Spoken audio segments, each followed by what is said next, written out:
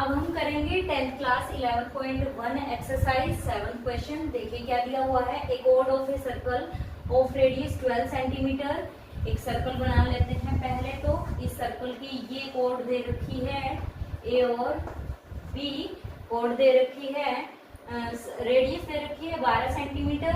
Subtend an angle of 120 at the centre. ये code centre के साथ में, ये वाली कोड सेंटर के साथ में कितने डिग्री का एंगल बनाती है? 120 डिग्री का जी। अब आगे क्या निकालना है? Find the area of corresponding segment. हमें निकालना है कोरस्पॉन्डिंग सेगमेंट का एरिया, मतलब किस सेगमेंट का एरिया? माइनर सेगमेंट का एरिया हमें क्या करना है? फाइंड आउट करना है। सेंटर को ओ लिख लीजिए आप। अब यहाँ पे ये बात आती है जी कि यहाँ पे 120 आपको दिया हुआ है।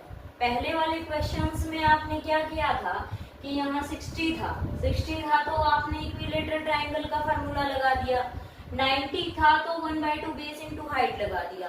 लेकिन अब यहाँ पे क्या है, ना 60 है ना 90 है, 120 दिया हुआ है। तो यहाँ पे एक फार्मूला और आता है हमारा। वो फार्मूला क्या है जी? देखना, सॉल्यूशन शुरू होता है आपका यहाँ से।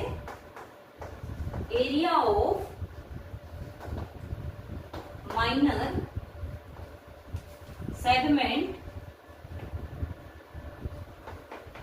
is equal to area of sector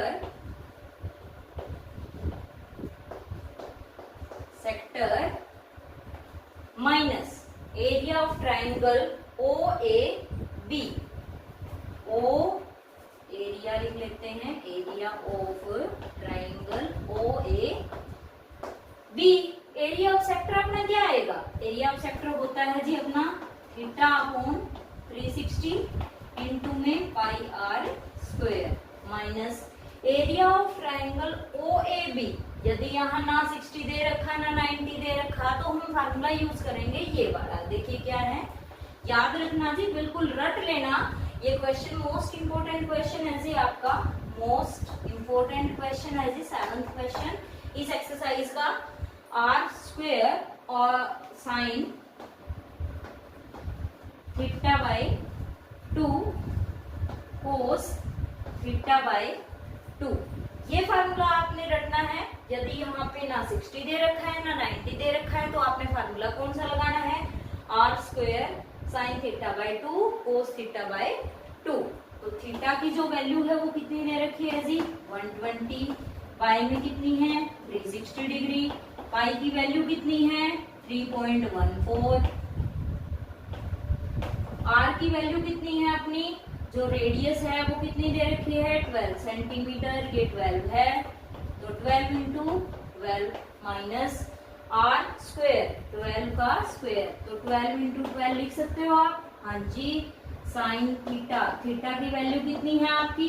120। By में क्या है जी? 2 cos theta by 2। Cos theta की वैल्यू कितनी है? 120। ये वैल्यू कितनी है? 2। अब हम क्या करते हैं, इससे ये कैंसिल करते हैं। 2 1 जा 2, यहाँ पे 60 और यहाँ पे भी क्या आ जाएगा? 60। तो यहाँ पे भी कैंसिल कर लेते हैं। 0 से 0 कैंसिल। 12 1 जा 12, 12 2 जा 24, 12 3 जा 36। तो यहाँ पे 3 आ गया अपना। अब 3 पे काटते हैं। 3 1 जा 3, 3 4 जा 12। अभी लिख लेते हैं, ये आया जी अपना 3.14 इंटू 4 इंटू 12 माइनस अपना क्या बचा? ये बचा जी 12 इंटू 12 साइन 60। साइन 60 ट्रिग्नोमेट्री में हमने क्या पढ़ा था जी? हमने पढ़ा था √3/2। और cos 60 कितना पढ़ा जी? वो हमने कितना पढ़ा जी? 1/2। अब ये 2 भी 12 से कैंसिल हो सकता है, ये 2 भी 12 से कैंसिल हो सकता है, तो कर देते हैं। यहाँ पे आया 12 6 जा 2 6 जा 12, सॉरी। यहाँ पे 2 1 जा 2, 2 6 जा 12।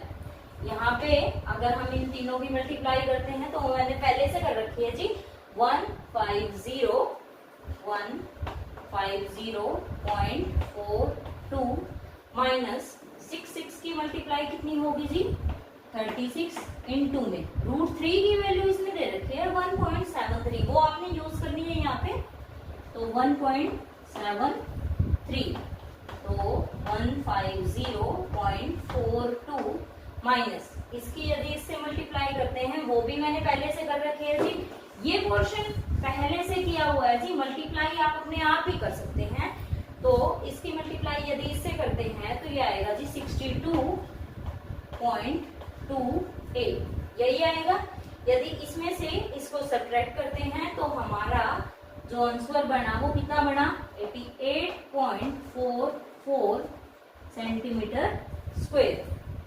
तो हमने यहाँ पे एरिया ऑफ माइनर सेगमेंट निकाल दिया, जो कि हमारा आया 88.44 सेंटीमीटर स्क्वायर। सबसे मेन चीज यहाँ पे यही आती है कि जी यहाँ पे अगर 120 डिग्री आपको एंगल दे रखा तो आपने फार्मूला क्या यूज करना है, फार्मूला हमारा ये यूज करना है जी। जिस भी क्वेश्चन में 60 और 90 ना मिले, दोबारा यही बात बोल रही हूँ, 60 और 90 ना मिले तो आपने ये फार्मूला रखना है r² sin θ/2 cos θ/2, ठीक है जी, कर लोगे।